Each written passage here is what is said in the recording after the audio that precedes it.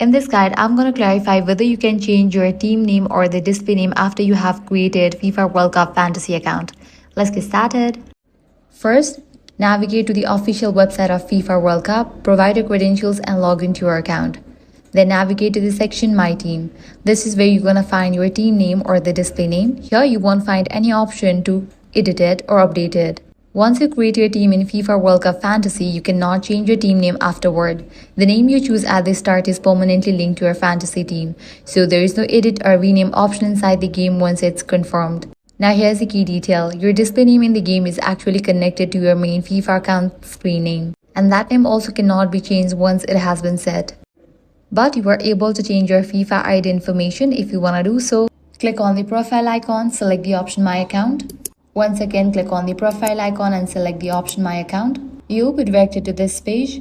Now here you are able to change your first name as well as last name. If you are really unhappy with your team name or display name, the only solution is to create a new FIFA account and register again with a different name. That means you would need to start fresh and build a new fantasy team from the beginning.